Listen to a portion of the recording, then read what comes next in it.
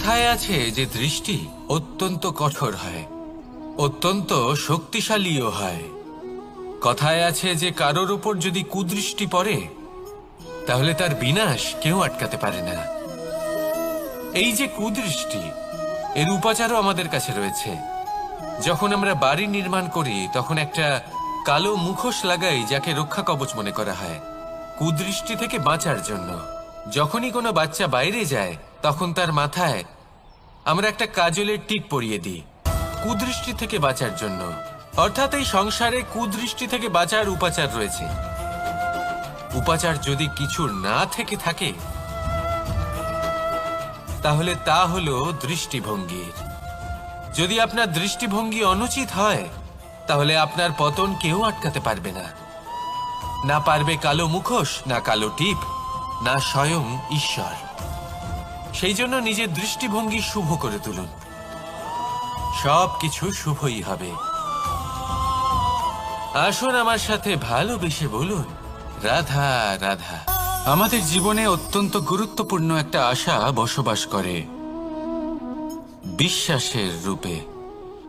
বিশ্বাস যা আমরা ঈশ্বরের ওপর করি, ভাগ্য, প্রারব্ধের ওপর করি, নিয়তির ওপর করি। যখনই ভালো কিছু হয় আমরা বলি এ হলো ঈশ্বরের দয়া।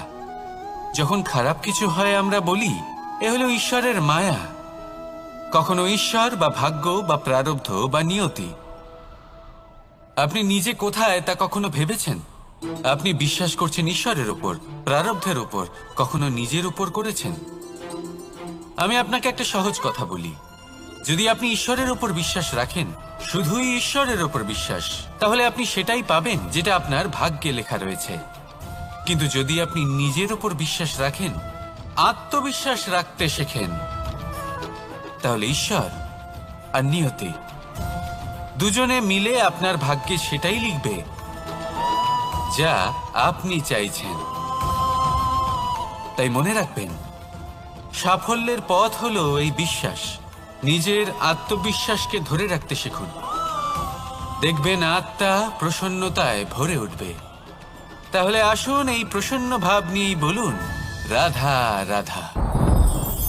সময় একটু একটু করে কেটে যায়, একটু একটু করে নিকটে আসে। খুব অদ্ভুত ব্যাপার। এই সময় প্রতিকূল হলেও একটু একটু করে কেটে যায়। এই সময় যদি ভালো হয় তাহলে একটু একটু করে নিকটে আসে। অনুচিত তখনই হয় যখন আমরা নিজেদের অসফলতার জন্য সময়কে দোষ দিই। কিন্তু আসলে তেমনটা হয় না। আপনার পরিশ্রম আর প্রয়াস দ্বারাই আপনি সাফল্য লাভ করবেন, সময়ের দ্বারা নয়। যদি এই সাফল্য একটা সুন্দর ভবন হয় তাহলে সময় হলো তার দেওয়ালের রং, যা সময়ের সাথে বদলাবে, সময়ের সাথে ফিকেও হয়ে যাবে। কিন্তু সাফল্যের এই ভবন আপনাকেই নির্মাণ করতে হবে, আপনার পরিশ্রমের ইট দ্বারা এবং প্রয়াসের চুনসুরকি দ্বারা। তাই পরিশ্রম আর প্রয়াস করতে থাকুন, সাফল্য আপনি অবশ্যই পাবেন। সময় যদি আজ ভালো না হয় তাহলে কাল অবশ্যই হবে। প্রয়াস করতে থাকুন আর আমার সাথে ভালোবেসে বলুন, রাধা রাধা। ভয়। জীবনে আমরা কোন কোন বিষয়ে ভয় পাই? কোনো মানুষকে হারানোর ভয়, কোনো মানুষ, কোনো সম্পর্ককে হারানোর ভয়, অর্থহানির ভয়, সময়হানির ভয়। এবার বিষয়টা হলো, এই ভয় কখনো আমাদের কোনো লাভ করে না। এটা সবসময় আমাদের পিছনে ঠেলে আর নিচু স্তরে নামিয়ে দেয়, কখনোই আমাদের উত্থানের কারণ হয় না। তাই জীবনে যদি কোনো ভয়ের কারণ থাকতেই হয় তা শুধুই এটা, যে মানুষের কথা ভাবতে ভাবতে, সম্পর্কগুলিকে হারানোর ভয়, মানুষকে হারানোর ভয়, সবার মন রাখতে রাখতে আপনি যেন নিজেকে, নিজের ভাবনা চিন্তাকে না হারিয়ে ফেলেন। যদি এরকম হয়, যদি সকলের মন রাখতে রাখতে আপনি নিজেই নিজেকে হারিয়ে ফেলেন, নিজের ভাবনা, নিজের লক্ষ্য, নিজের মন্তব্যকে হারিয়ে ফেলেন, তাহলে সংসারে যতই যাই হয়ে যাক না কেন প্রসন্নতা লাভ করবেন না। তাই রক্ষা তাকেই করুন যে আপনাকে রক্ষা করে, আপনার মানসিকতা, আপনার ব্যক্তিত্ব, আপনার লক্ষ্যকে রক্ষা করে। আর যদি কোনো বিষয় ভীত হতে হয়, তবে আপনি যেন নিজের উদ্দেশ্যের থেকে দূরে না চলে যান। তাহলে আসুন আর আমার সাথে ভালোবেসে বলুন, রাধা রাধা। জীবনে এমন কি আছে যা আপনাকে অজান্তে শিখরে পৌঁছে দিতে পারে বা আপনার পতনও ঘটাতে পারে? সঙ্গতি। যদি আপনি কোনো শ্রেষ্ঠ ব্যক্তির সঙ্গ লাভ করেন, তাহলে তার শুভ চিন্তা, তার গুণ, তার স্বভাব আপনার মধ্যে চলে আসবে। আপনি আরো শ্রেষ্ঠ হয়ে উঠবেন।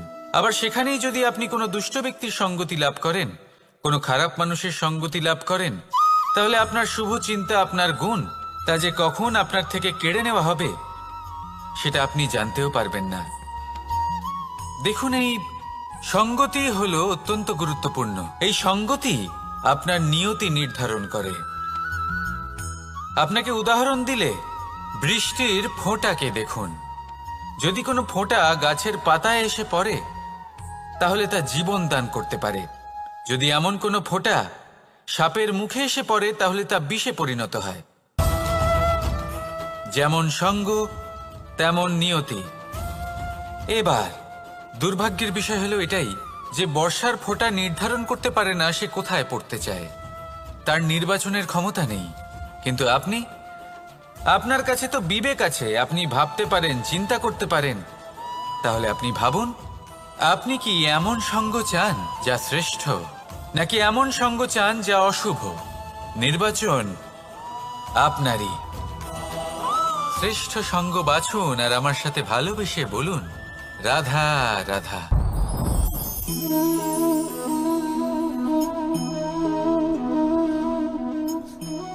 মুক্ত। এই মুক্তই সবাইকে মোহিত করে দেয়, নিজের দিকে আকর্ষিত করে। অত্যন্ত সুন্দর, গোল, শুভ্র।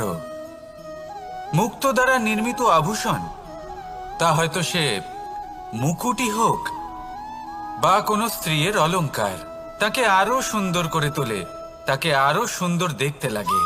এবার এই মুক্তকে এত সুন্দর দেখার জন্য কত কষ্ট সহ্য করতে হয় তা কি কখনো আপনি ভেবেছেন? এই মুক্ত ঝিনুক থেকে বের করা হয়। ঝিনুক, যা কিনা সমুদ্রের তলদেশে থাকে। ওকে কত কষ্ট সহ্য করতে হয়, জলের চাপ সহ্য করতে হয়, সমুদ্রের স্রোত সহ্য করতে হয়। এই ঝিনুককে এত কষ্ট সহ্য করতে হয়, এই মুক্তকে এত কষ্ট সহ্য করতে হয়, তারপরে এর রূপ এত সুন্দর হয়। যদি আপনিও আপনার পরিশ্রমের সৌন্দর্য, নিজের পরাক্রমের সৌন্দর্য এই সংসারে প্রকাশিত করতে চান, তাহলে আপনাকেও কষ্ট সহ্য করতেই হবে। তাই জীবনে যখনই সংকট আসবে, বিপদ আসবে, সমস্যা আসবে, তখন একে সুযোগ হিসেবে গ্রহণ করুন। কারণ এই বিপদের সাথেই লড়াই করে আপনি মুক্তর মতোই পরিশুদ্ধ হয়ে উঠবেন। তাহলে আসুন আর আমার সাথে ভালোবেসে বলুন, রাধা রাধা। আপনি কি জানেন আপনার জীবনে আপনার আসল জীবনসাথী কে হন? মাতা পিতা, ভাই বোন, স্বামী স্ত্রী? না, আপনার আসল জীবনসাথী হলো আপনার শরীর।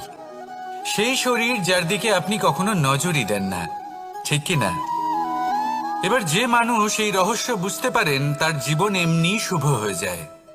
আপনি নিজেই দেখুন না, সে সংসারের মঙ্গলই করা হোক বা সত্যের রক্ষা করা হোক, তা সে শত্রুর সাথে যুদ্ধ করা হোক বা মিত্রকে রক্ষা করা হোক, এই শরীরই তো কাজে আসে।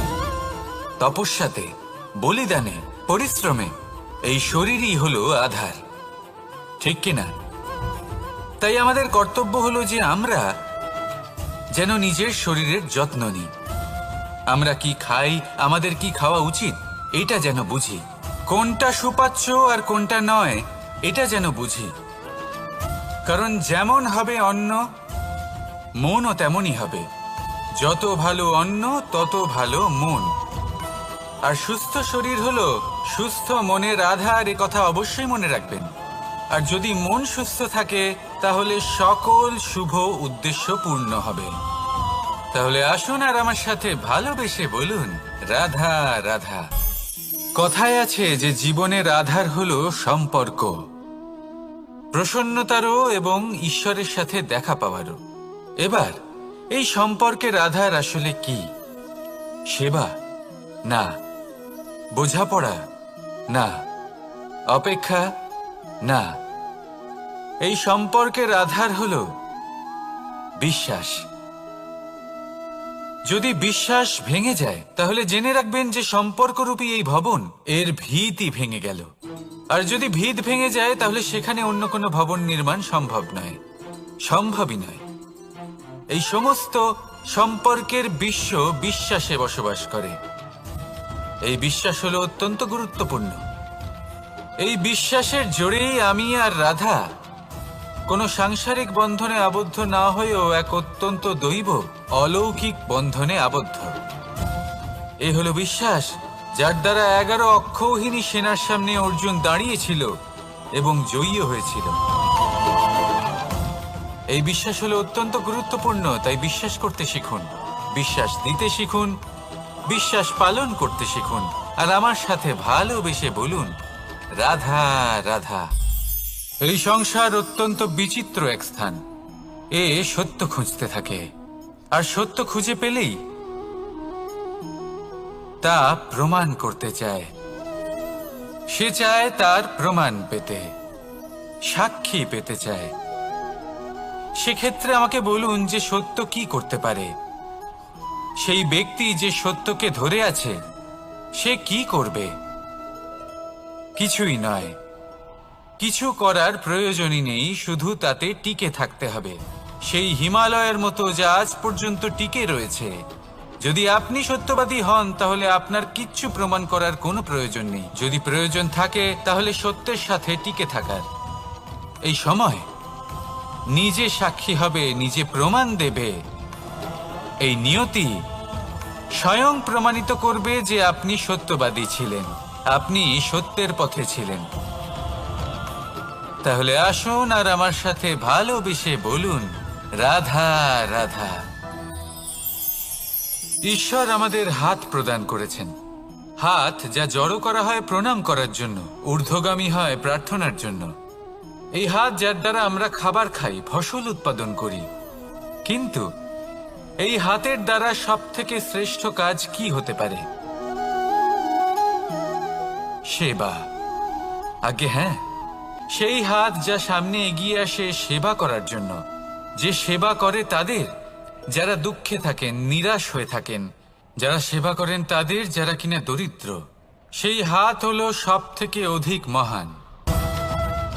ঈশ্বরকে দীনবন্ধু বলা হয়ে থাকে, কারণ যারা দুঃখী হন, নিরাশ হন, দরিদ্র হন, ঈশ্বর তাদের সাহায্য করেন, তাদের সহায়ক হন, তাদের মধ্যে ঈশ্বর বাস করেন।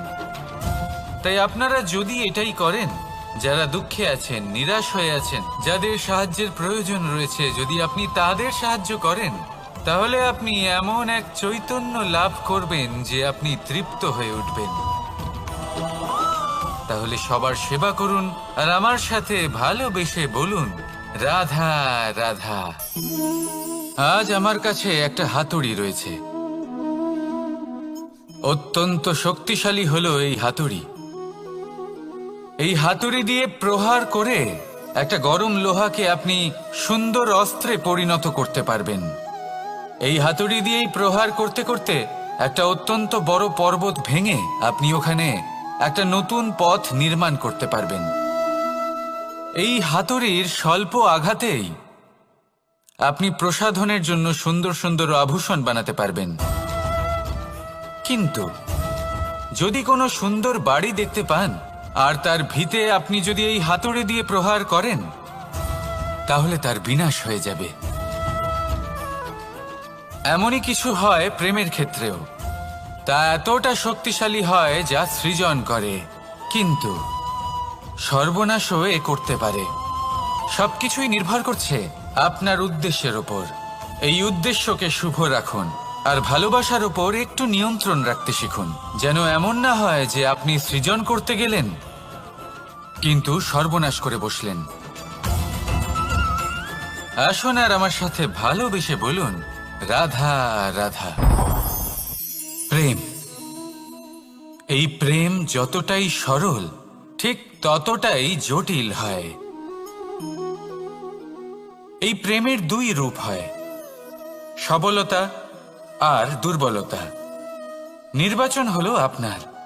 এবার যদি একটা উদাহরণ দিয়ে আপনাকে বোঝাই, তাহলে মাতা পিতাকে দেখুন। মাতা পিতা সন্তানকে কখনো কখনো এত স্নেহ দিয়ে ফেলেন যে তাকে বাইরে কোথাও যেতেই দেন না, আর তার ফলে সন্তান এতটাই দুর্বল হয়ে পড়ে যে এমনও হয় তারা সারা জীবন বাড়িতেই বসে থাকে। এবার যদি এই মাতা পিতাই এই ভালোবাসায় সাহস জুগিয়ে দেন, সেই সন্তানকে বলে দেন যে যাও, এই সংসারকে অনুভব করো, নিজের প্রারব্ধ নিজেই রচনা করো, এই সংসারে সব থেকে শ্রেষ্ঠ হয়ে দেখাও, সব থেকে উঁচুতে উঠে দেখাও, তাহলে সন্তান অবশ্যই এটা করে দেখাতে পারে। এবার আপনি নিজের প্রেমের দ্বারা আপনজনদের দুর্বল করবেন নাকি তাদের সবল করবেন, সিদ্ধান্ত আপনারই। আসুন আর আমার সাথে ভালোবেসে বলুন, রাধা রাধা। মানুষ বলেন প্রেমে অনেক শক্তি আছে, আর এটা সত্যিও বটে। প্রেমে এতটাই শক্তি থাকে যে শত্রুতার বড় বড় স্তম্ভকেও এত সহজে ফেলে দিতে পারে। কিন্তু আপনি দেখে থাকবেন, যারা অধিক শক্তিশালী হন তারা দুই ধার সম্পন্ন তরোয়ালের মতো হন। কারণ এই প্রেম যদি আচরণে থাকে, মনে থাকে, বিচার বুদ্ধিতে থাকে, তাহলে তা শুভ হয়। এই প্রেম সৃজন করে। কিন্তু প্রেম যদি ব্যবসার অঙ্গ হয়, যদি এই প্রেমের ব্যবহার নিজের স্বার্থ, নিজের অহংকারের জন্য করা হয়, তাহলে তা সংসারের বিনাশ ঘটাতে পারে। রাধা প্রেমের ব্যবহার করেছে শাম্বের কারণে, আর শাম্ব সেই প্রেমের ব্যবহার করেছে নিজের অহংকার, নিজের স্বার্থ সিদ্ধির জন্য। শেষ পর্যন্ত ক্ষতি শাম্বের হলো না, হলো প্রেমের। তাই মনের মধ্যে প্রেম ভাব অবশ্যই রাখুন, নিজের আচরণেও প্রেম ভাব বজায় রাখুন, কিন্তু সতর্কও থাকবেন আপনার এই প্রেম, একে নিয়ে কেউ ব্যবসা না করে ফেলেন। আসুন আর এই ভালোবাসার সাথেই বলুন, রাধা রাধা। সত্য, এই সত্য আসলে কি? কেউ বলবেন যা অসত্য নয় তাই হলো সত্য, কেউ বলবেন সেটা যার ভিত্তিতে আমরা বেঁচে আছি তাই হলো সত্য। কিন্তু সত্য আসলে কি? তার থেকেও বেশি গুরুত্বপূর্ণ হলো এটা বুঝতে পারা যে সত্যের ব্যবহার কিভাবে করা উচিত। যদি আপনার কাছে সত্য থাকে বা আপনি সত্য জেনে থাকেন আর আপনি তার ব্যবহার করেন, সদ্ব্যবহার করেন সংসারের জন্য, তাহলে আপনি এই সমস্ত সংসারের অনেক ঊর্ধ্বে চলে যাবেন। কিন্তু যদি আপনি সত্য জানেন আর তার দুর্ব্যবহার করেন, তাহলে আপনি সমস্ত সংসারের পক্ষে ক্ষতিকারক হয়ে উঠতে পারেন। তাই মনে রাখবেন, সত্য যতটাই কোমল, অর্ধ সত্য হলো ততটাই কঠোর। এই অর্ধসত্য সমস্ত সংসারের বিনাশ ঘটাতে পারে। সেই জন্য জীবনে সত্যের বিষয়ে সম্পূর্ণ সত্য জানতে শিখুন, এ হলো অত্যন্ত গুরুত্বপূর্ণ। এই সত্য তার নিজস্ব দাবি হলো আপনি সাবধানে থাকুন। তাহলে আসুন আর আমার সাথে ভালোবেসে বলুন, রাধা রাধা। পঞ্চমহাভূত, জীবন রচনায় এর অবদান অনস্বীকার্য। এই পঞ্চমহাভূত আসলে কি? জল, বায়ু, অগ্নি, মাটি আর আকাশ। এবার শুধুমাত্র জীবন রচনায় এর অবদান আছে তা নয়, শুধু শরীর রচনাতে এর যোগদান আছে তা নয়, বরং এরা হলো আমাদের জীবনের সব থেকে বড় শিক্ষক। এবার আপনারা সকলে চমকে যাবেন, হয়তো আপনারা এই দৃষ্টিভঙ্গি দিয়ে কখনো দেখেননি। আমি আজ আপনাদের বোঝাবো। এদের মধ্যে সব থেকে বড় তত্ত্ব জল। এ আমাদের কি শেখাচ্ছে? এই জল, এর নামই হলো জল, কিন্তু এ কখনোই আমাদের জ্বালায় না, আমাদের জ্বলনের কারণ হয় না। তাহলে কি করে? আমাদের তৃষ্ণা মেটায়, আমাদের শীতলতা প্রদান করে, জীবন দান করে। এর দ্বারা আমরা কি শিক্ষা লাভ করি? যে আপনার উৎপত্তি যেখান থেকেই হোক না কেন, আপনি যেখানেই জন্মগ্রহণ করুন না কেন, আপনার কর্ম সর্বদা শ্রেষ্ঠ হওয়া উচিত। আপনি জলকে যে কোনো পাত্রে রাখুন না কেন, সে সেই অনুসারেই নিজের আকার ধারণ করে নেয়। এর দ্বারা আমরা কি শিক্ষা পাই? এই শিক্ষাই পাই যে যে কোনো পরিস্থিতিতেই নিজেদের মানিয়ে নিতে হবে, নিজেকে সেরকম করে নিতে হবে। যে দেশেই থাকি না কেন, যে স্থানেই থাকি না কেন, যে পরিস্থিতিতেই থাকি না কেন, যে ব্যক্তির সাথেই থাকি না কেন, আমাদের সুখময় হয়ে জীবন অতিবাহিত করা উচিত।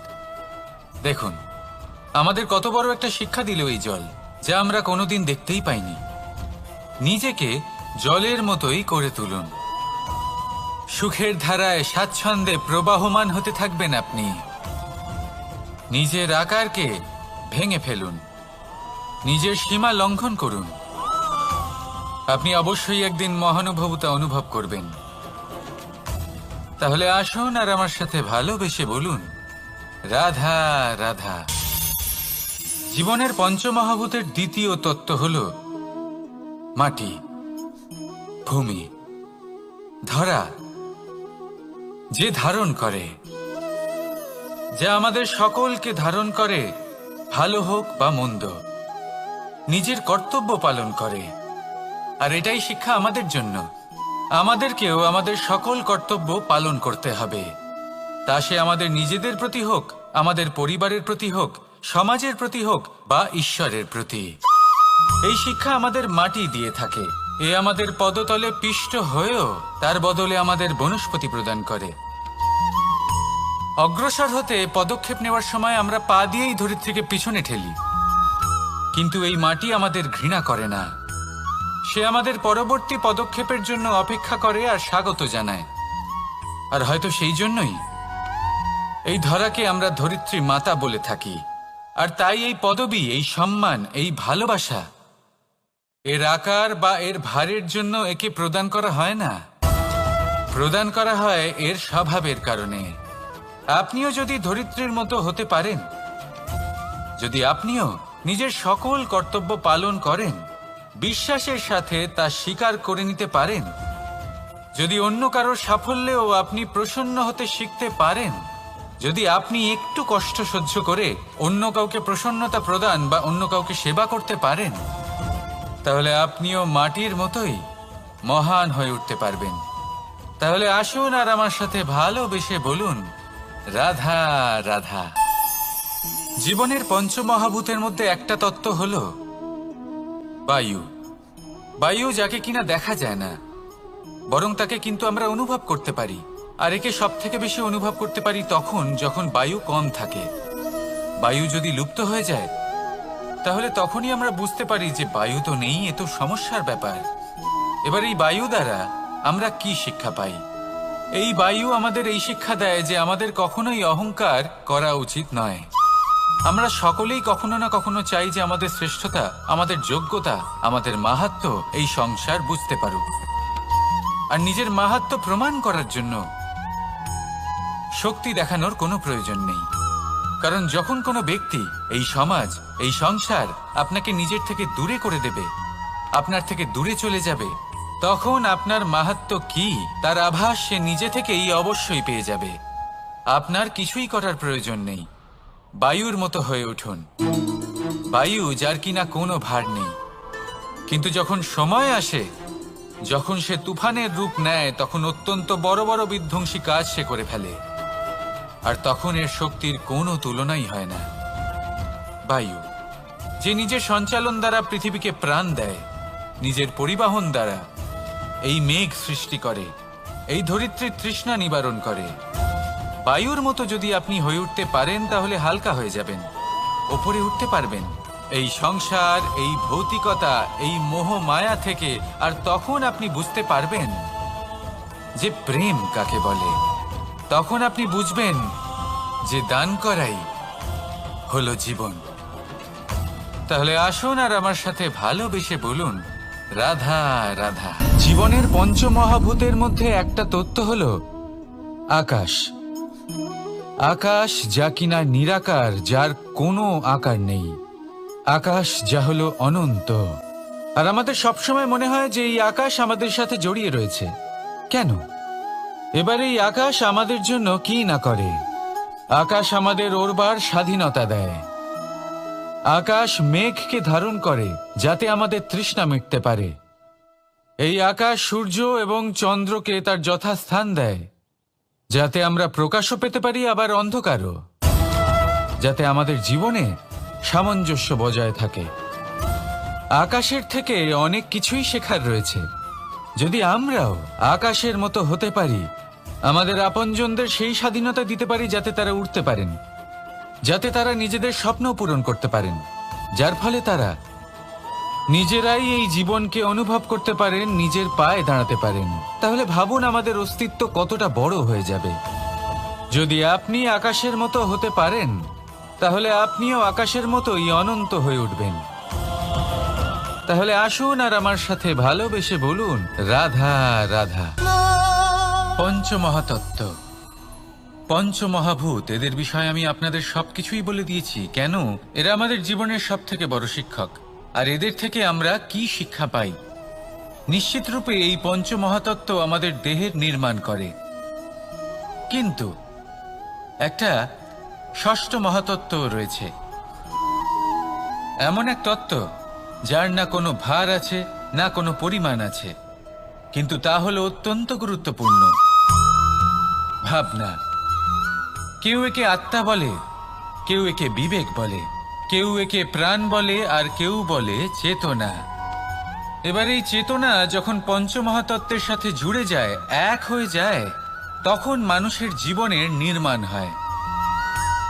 এবার আপনার দেহের নির্মাণ জন্ম থেকেই পঞ্চমহাতত্ত্ব করে দেয়, কিন্তু এই ভাবনা, এই চেতনা, একে আপনি নিজেই এগিয়ে নিয়ে যেতে পারেন। একে দিশা দেখাতে হবে, এর বিকাশ আপনাকেই করতে হবে। কিভাবে? তা আপনার ওপর নির্ভর করছে। আপনি এর সদ্ব্যবহারও করতে পারেন, দুর্ব্যবহারও করতে পারেন। এমন এক দিশা দিতে পারেন, এমন সদ্ব্যবহার করতে পারেন যে আপনি নিজেই কোনোদিন ভগবত গীতার জ্ঞান দিলেন। এমন দুর্ব্যবহার করতে পারেন, এমন দিশাও দিতে পারেন যে আপনি হয়তো শকুনের মতোই মহাভারত রচনা করলেন। এই চয়ন আপনারই। শুধু এই চেতনার শুদ্ধতার দিকে বিশেষ নজর রাখতে হবে। যদি এই চেতনা শুদ্ধ হয়, তাহলে প্রেম থাকবে, আর যদি এই চেতনা অশুদ্ধ হয়, তাহলে বিদ্বেষ হবে। আর আমার মতে সুখ এবং শান্তি প্রেমের দ্বারাই লাভ হবে, বিদ্বেষ দ্বারা নয়। তাহলে আসুন আর আমার সাথে ভালোবেসে বলুন, রাধা রাধা। জীবনের পঞ্চমহাতত্ত্বের মধ্যে পঞ্চম তত্ত্ব অগ্নি। অগ্নি যা জ্বালাতে সাহায্য করে, কিন্তু তা উত্তাপও প্রদান করে।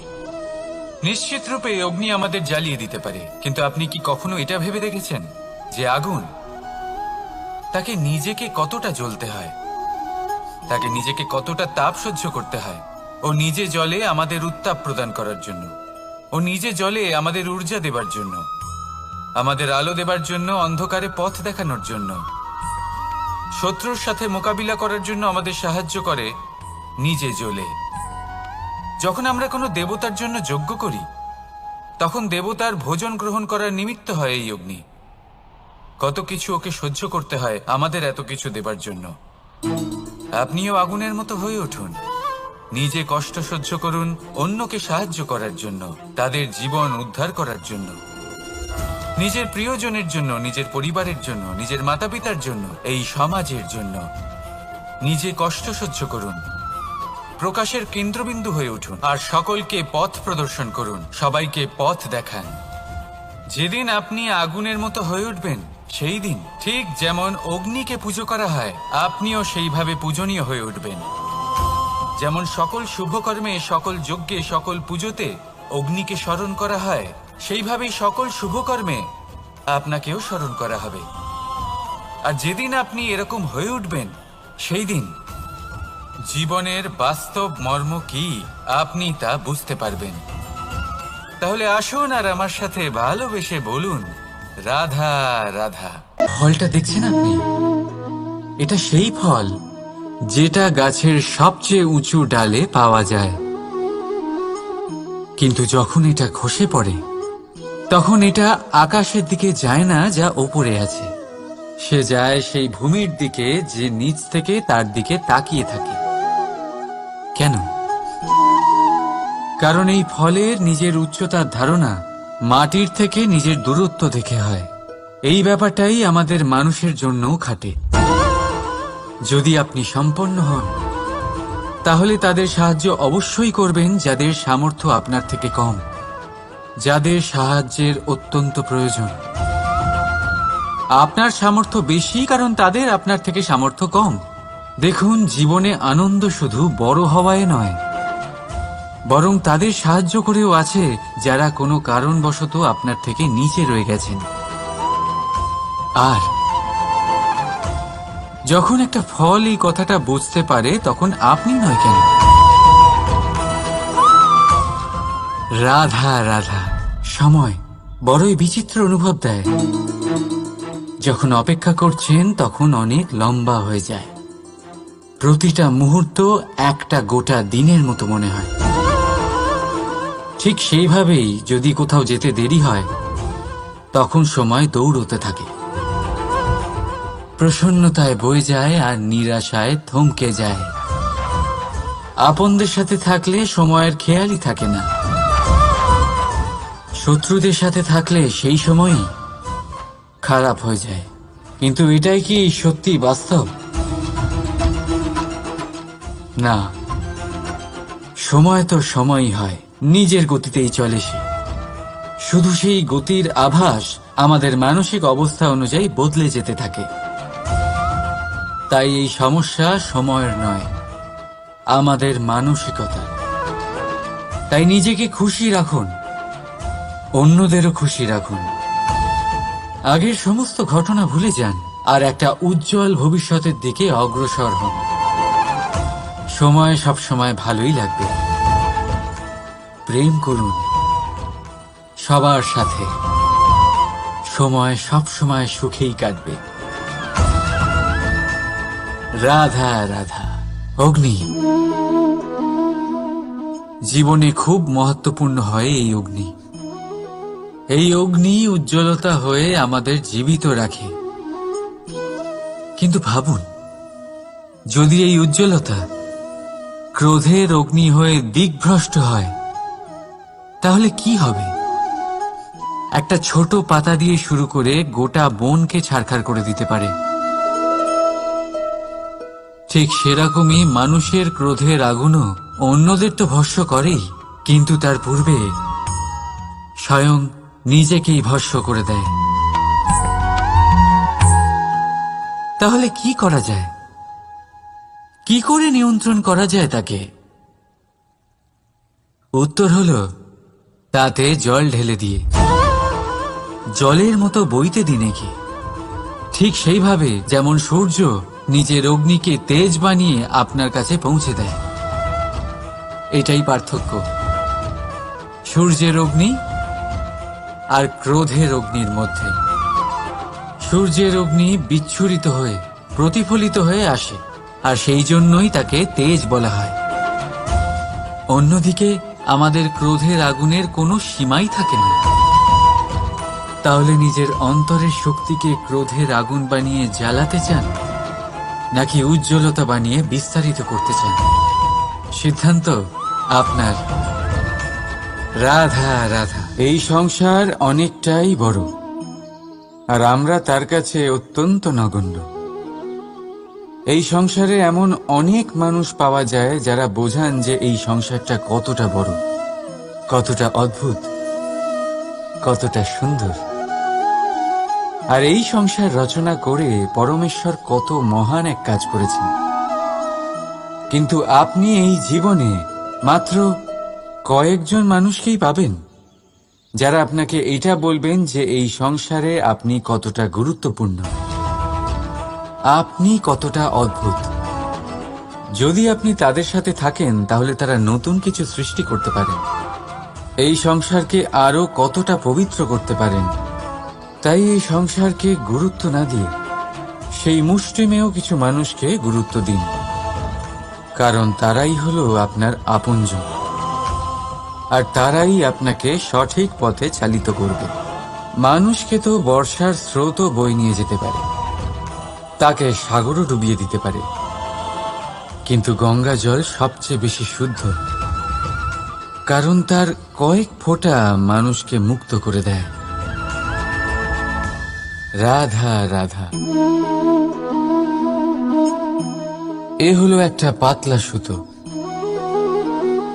ভাবছি যদি এটা দিয়ে আমি পোশাক বানাই তাহলে নিজের জন্য কত সুন্দর একটা পোশাক বানাতে পারবো। কিন্তু যদি এটা আমি... চিন্তা করবেন না,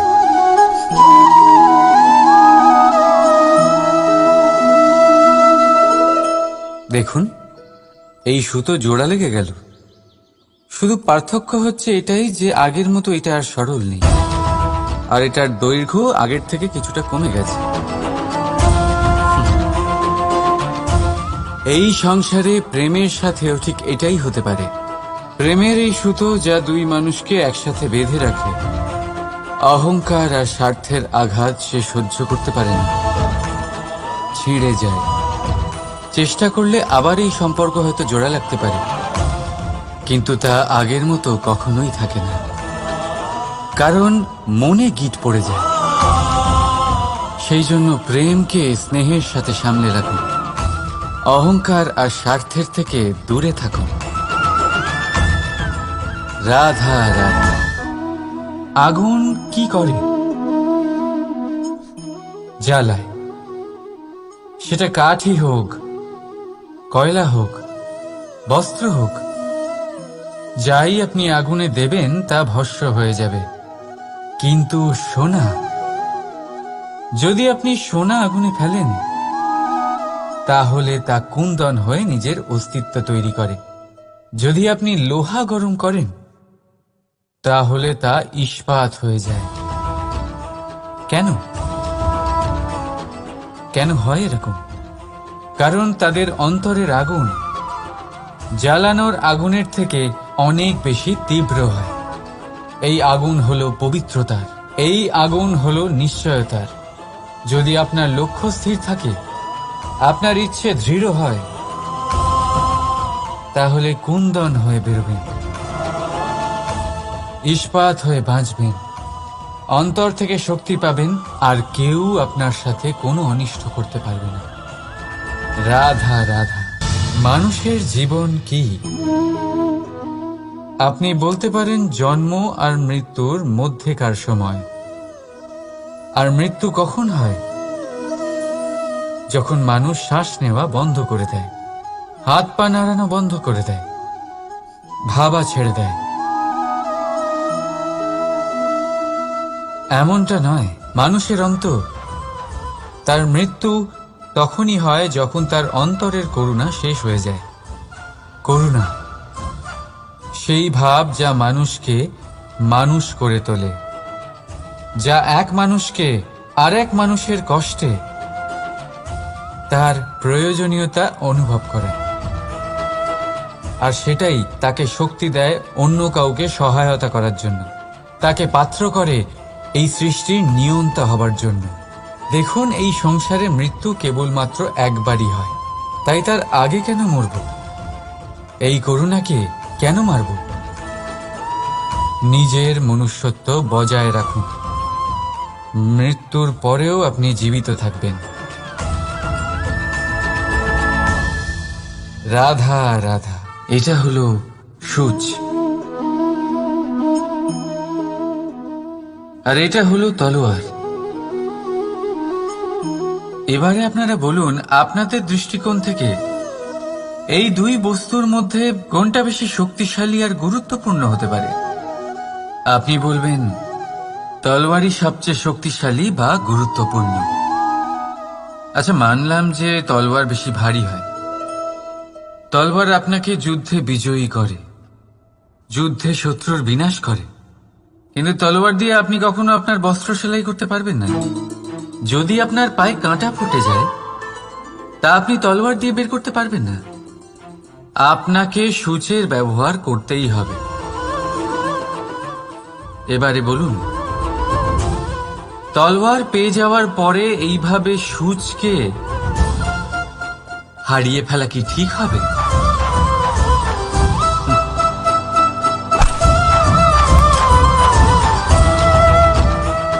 ঠিক সেইভাবেই জীবনে সম্পন্ন বন্ধু পাওয়ার পরেও আপনার সেই বন্ধুদের হারাবেন না যারা কম সম্পন্ন, দরিদ্র। কারণ তারা আপনার সাথে তখন ছিলেন যখন আপনি কিছুই ছিলেন না, আর জীবনে দরকার পড়লে তারাই আপনার কাজে আসবে, সম্পন্ন বন্ধু নয়। তাই যাকে ভালোবেসেছেন তার সাথে বন্ধুত্ব পালন করুন। চিত্ত আনন্দে জেগে উঠবে।